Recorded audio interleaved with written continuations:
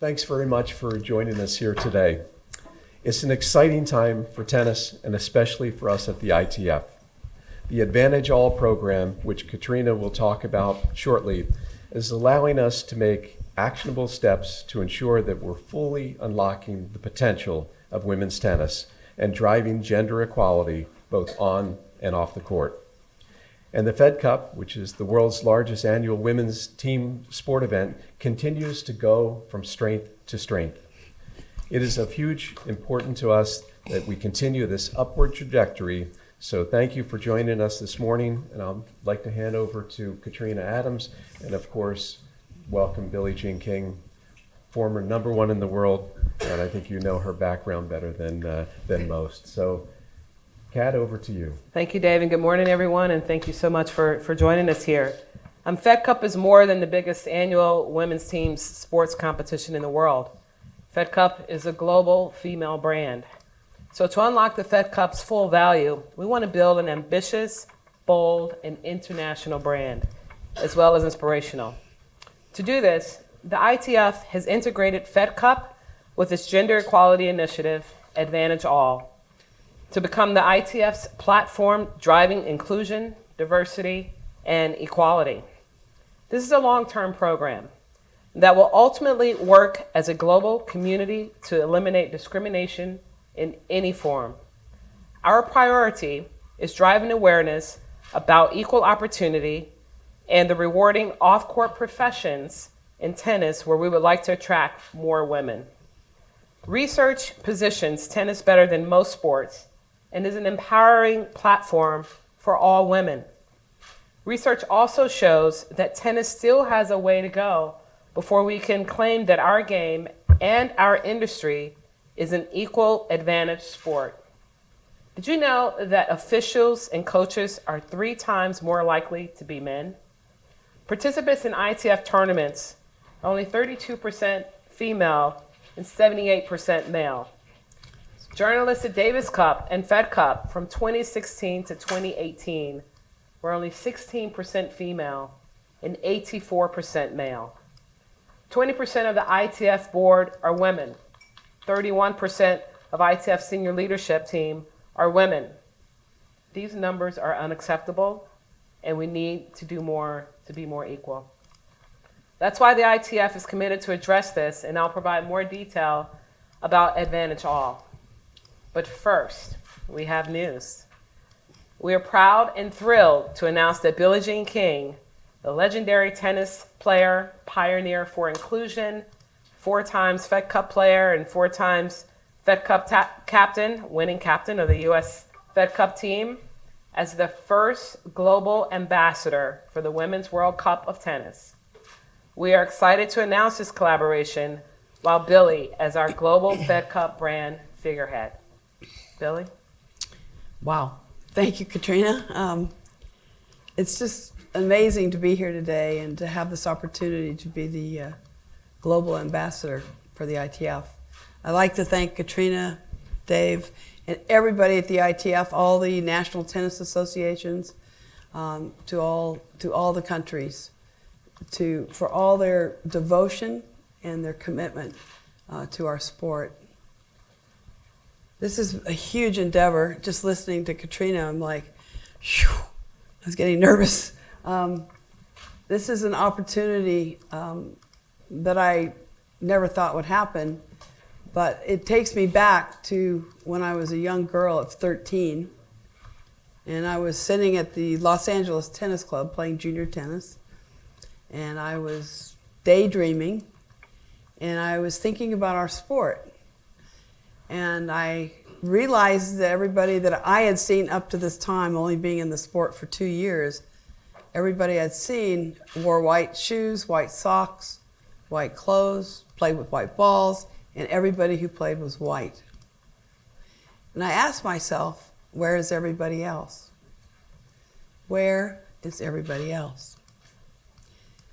And I started thinking about it, and I realized I was so lucky to be in tennis, because I grew up in team sports before I took up tennis, and I love team sports, and so Fed Cup is perfect for my personality. But I thought about I have an amazing opportunity. Even at 13, I realized that tennis was special because it was global. I didn't say the word global as a 13-year-old. I said, oh, I know they played all over the world. And there's Roland Garros, there's Wimbledon, there's Australia, all these different places.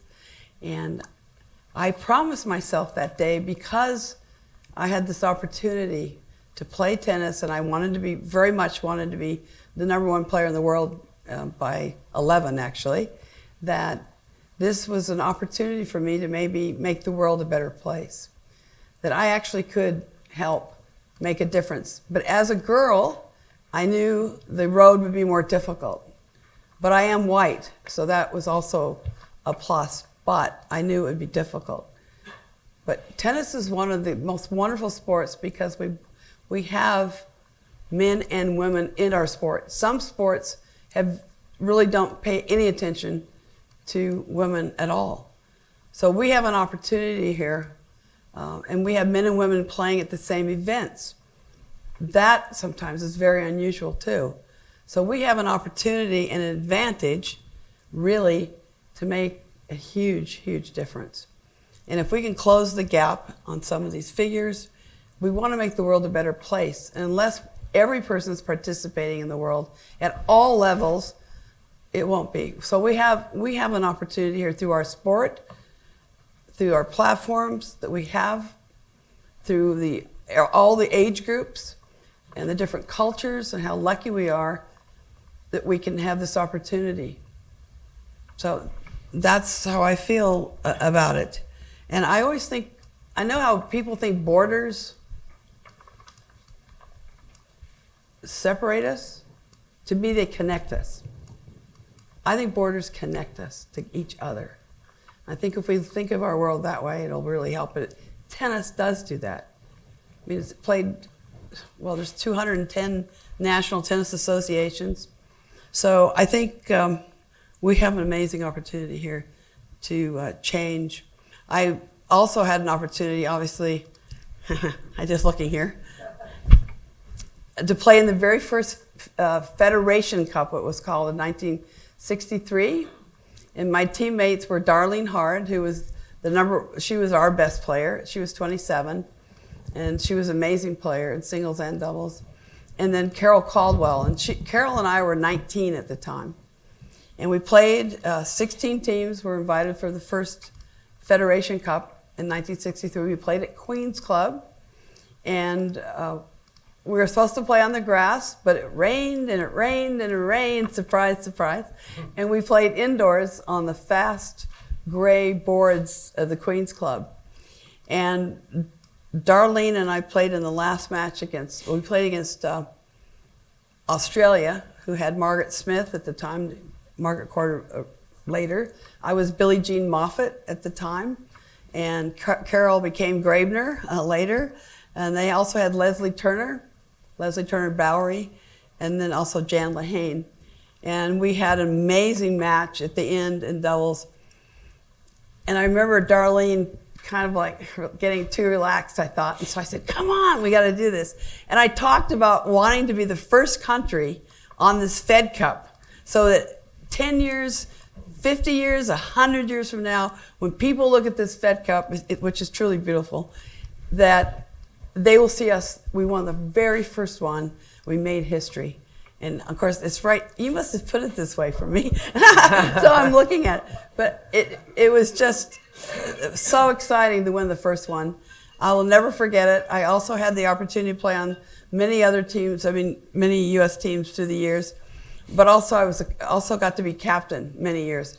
And that was really fun. And I had many #1 players to deal with, and they're very different as a captain to deal with than players that aren't as good as. So it's a demand. I love coaching. I thought the coaching or being captain was one of the most thrilling things of my career as a player and as captain, and how it helped shape my life. And team is so important to me because it's about leadership, but it's also about how to be supportive and how to be adaptable, and all the things that help us in everyday life and help our children and help everything. So It's wonderful to be here. I look forward to the task at hand. I look forward to hopefully making a contribution to this, but I know everyone can. But I'm very excited about this, and thank you for the opportunity. Thank you, Bille. We are thrilled to have you as that global ambassador. I mean, your tireless energy, pioneer for women's empowerment and inclusion, it's just legendary. And so we thank you for your commitment, and we look forward to working with you further to help push gender equality in tennis. We will be rolling out an awareness campaign for the ITF Advantage All program in September. The Gender Equality in Tennis Committee was formed in late 2018 and has launched its program, which includes 5 strategies. Empower, giving women empowered opportunities for leadership positions. Balance, so that we can have balanced opportunities to participate and enjoy tennis. Changing the culture and creating equal advantage environment. Adding value, which will raise the commercial appeal of the women's game. And having one voice to grow awareness and manage media image of women's tennis. We've already started to form a community of motivated women, providing tools and resources to discover the rewarding and exciting careers in tennis for professional tennis and women of the pathway to get there. It's not just about being a professional tennis player, but getting into the business of tennis as women. And our initial focus has been on officiating and coaching so far. But we will have a leadership training and mentoring program.